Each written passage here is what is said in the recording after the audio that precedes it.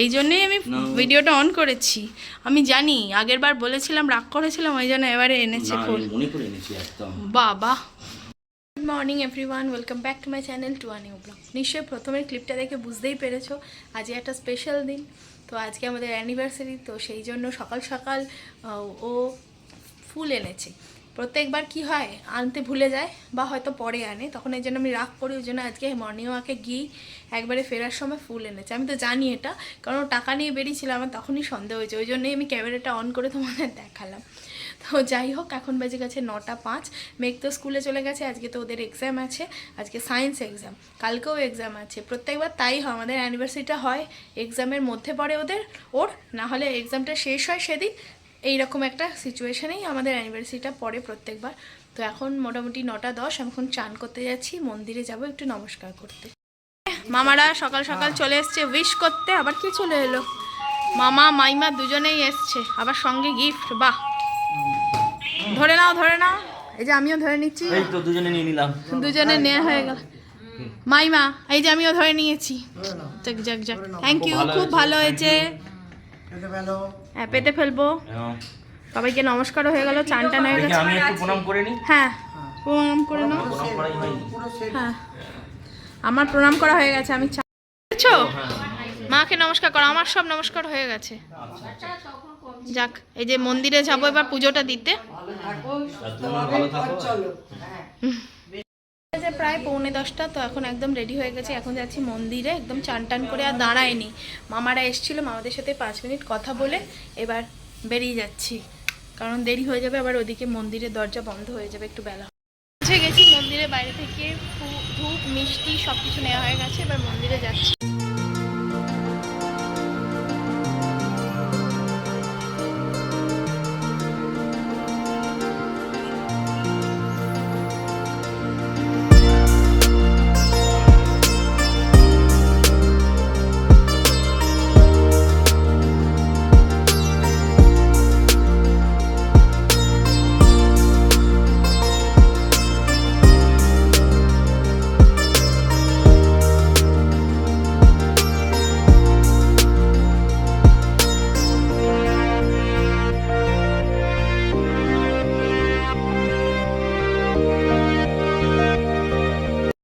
পুজো দিয়ে বাড়ি চলে এলাম। মা কাকিমা কি ব্রেকফাস্ট করছে দেখি, মনে হয় আজকে যতদূর পরোটাই হবে। মিষ্টি কেনা হলো তো? হ্যাঁ, মিষ্টি কেনা হয়েছে।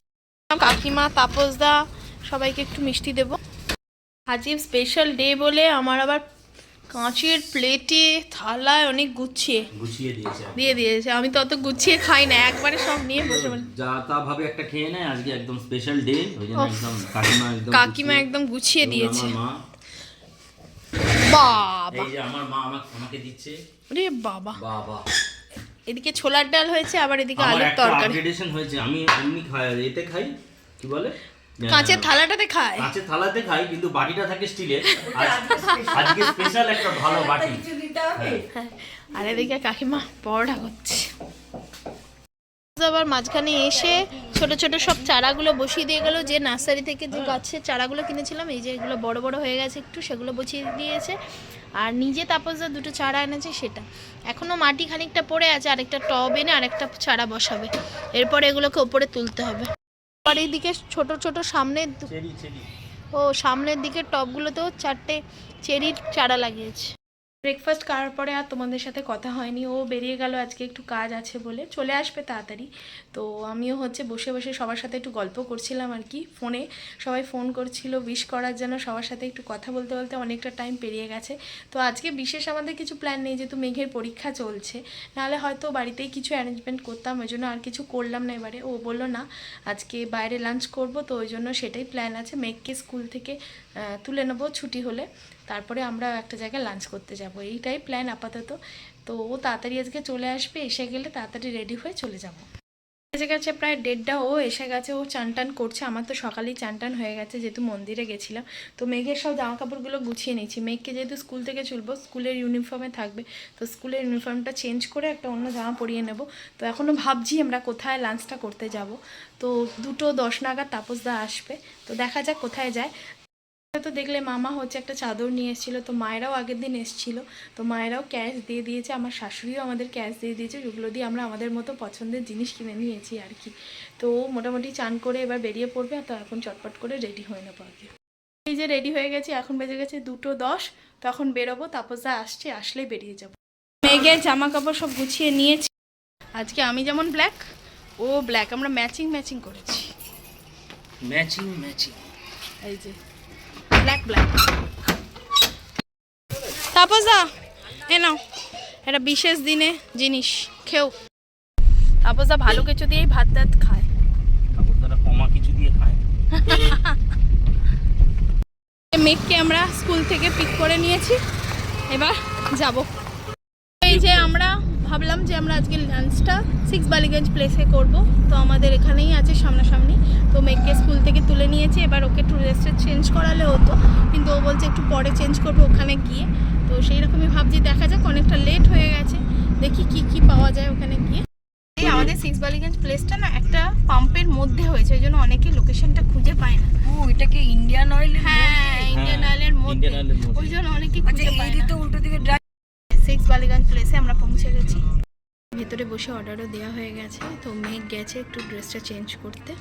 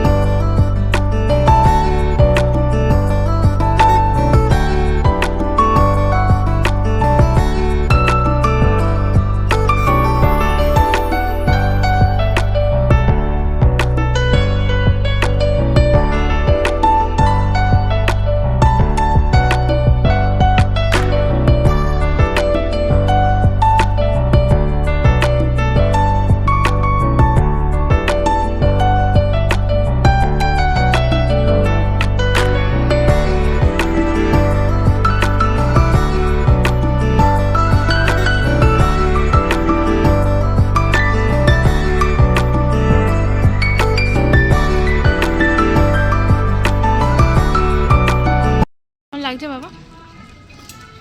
প্রথম পাতে নিয়েছি এখানকার স্পেশাল ফিশ ফ্রাই, যার মধ্যে একদম মাছে ভরপুর। এই যে আমাদের লাঞ্চ এসে গেছে, যা যা অর্ডার দিয়েছিলাম মেন কোর্সে মোটামুটি চলে এসছে, আমাদের পাতেও কিন্তু মেন কোর্সে প্লেট পড়ে গেছে। আজকে মেনুটা পুরোটাই সাবেকি, আজকে খুব ইচ্ছা করছিল একদম সাবেকি খাবার দাবার খেতে, ওই জন্য আমরা অর্ডার দিয়েছি মুগের ডাল, আলু পোস্ত, আর হচ্ছে ডাব চিংড়ি, পটলের দোরমা, আর ও অর্ডার দিয়েছে আর পাবদা মাছের ঝালও কিন্তু রয়েছে। এই ডাব চিংড়িটাই কিন্তু আজকের মেন অ্যাট্রাকশন।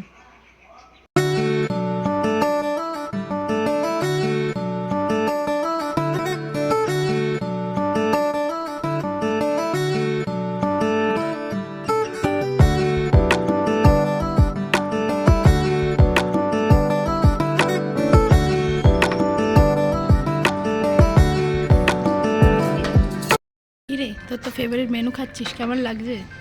ডাল, বেগুন ভাজা, আলু পোস্ত। আলু পোস্তটা না দেখে মনে হচ্ছে দারুণ হয়েছে। দারুণ, আলু পোস্তটা ভালো হয়েছে। দারুণ খেতে।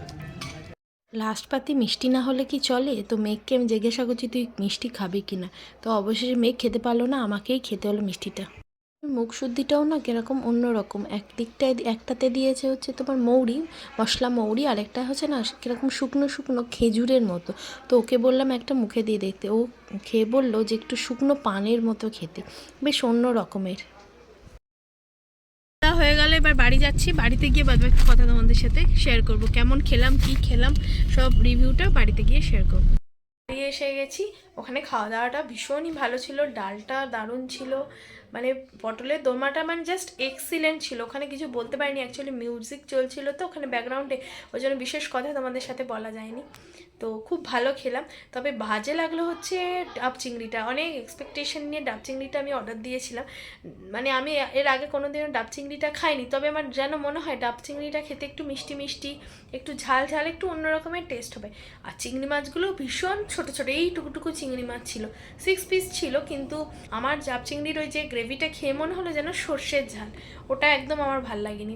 তার চেয়েও পাবদা মাছের ঝালটা যেটা অর্ডার দিয়েছিল ওটা খুব সুন্দর হয়েছিল খেতে। আলু পোস্তটাও সব মিলিয়ে বলতে পারো বেশ ভালোই হয়েছে। খাওয়া দাওয়া বেশ ভালোই খাওয়া দাওয়া হয়ে গেল। পেটটা তো বেশ অনেকটাই ভর্তি হয়ে গেছে, অনেকটা বেলাও হয়ে গেছে। এখন বেজে গেছে প্রায় 4:15। এখন মেঘ আবার বেরোচ্ছে খেলতে, কারণ এখন তাড়াতাড়ি সন্ধে হয়ে যায়, তো ওই জন্য তাড়াতাড়ি খেলাধুলো করতে এরা সব বেরিয়ে পড়ে। আর বিশেষ কোনো প্ল্যান নেই, কারণ সন্ধ্যেবেলা বাড়িতেই থাকবো, কারণ মেঘের কালকে এক্সাম আছে। ওই জন্য আর সন্ধ্যেবেলা প্রোগ্রামটা করিনি, আমরা সকালের দিকেই সব খাওয়া দাওয়াটা সেরে দিয়েছি। বেশ ভালোই হলো আজকে সকালটা, আমরা সবাই মিলে বেশ এনজয় করলাম। তবে একটাই অসুবিধা, আজকে সকালটা বেশ ভালোই কাটলো, মোটামুটি খাওয়া দাওয়া করে বেশ সকাল থেকে এই বিবাহবার্ষিকীর উদযাপনটা ভালোই হচ্ছে। তো এখন আপাতত ড্রেসটা চেঞ্জ করে একটু রেস্ট নেবো, তারপরে আরেকটু পরে চাটা খাবো। এখন আর চা খাওয়া যাবে না। রজনীগন্ধাগুলোকে টেবিলে সাজিয়ে রাখা হয়েছে, কি সুন্দর দেখো ফুটে গেছে। আর এইগুলো এখনো বাকি আছে, ফোটেনি। কি সুন্দর গন্ধ বেরোচ্ছে। রজনীগন্ধা থাকলে ঘরের মধ্যে যেন মনে হয় বিয়ে বাড়ি বন্ধ চারিদিকে। এবার যে 6:10 আমরা চা খেতে বসে গেছি, আর সঙ্গে রজনীগন্ধার গন্ধটা কিন্তু বেশ ভালোই লাগছে। অনেকক্ষণ পরে আবার তোমাদের সাথে কথা বলছি। এখন বেজে গেছে প্রায় 10টা। আমরা ডিনার করতে চলে এসেছি। আজকে ডিনারে আছে সেই চিকেন, তোমাদের যা বলছিলাম কালকে সানডে ছিল, বাড়িতে চিকেন হয়েছিল। তো সেই চিকেনটা না রান্না করতে করতে হঠাৎ করে একটু পুড়ে লেগে গেছিলো, তলাটা একটু লেগে গেছিলো। তো তারপরে সঙ্গে সঙ্গে আমি চেঞ্জ করে দিয়ে আবার ঠিকঠাক করে নিয়েছি। তো ভাবছিলাম কেমন লাগবে, তো কালকে দেখলাম মোটামুটি ঠিকঠাকই লাগছে খেতে। তো একটু বেশি ছিল, তো সেটা রয়ে গেছিলো। তো আজকে সেটা গরম করে নিয়েছি, রাত্রে ডিনারে রুটি দিয়ে খেয়ে নেবো চিকেনটা। এই ডাইনিং টেবিল থেকে ব্লগটাকে এন্ড করছি। তো আজকের দিনটা বেশ ভালোই কাটলো। তো যদি কিছু ভালো লেগে থাকে আজকের ব্লগের, অবশ্যই লাইক কমেন্ট শেয়ার সাবস্ক্রাইব করতে কিন্তু ভুলো না। দেখা হচ্ছে নেক্সট দিন আরো একটা এক্সাইটিং ব্লগের সাথে। Good night.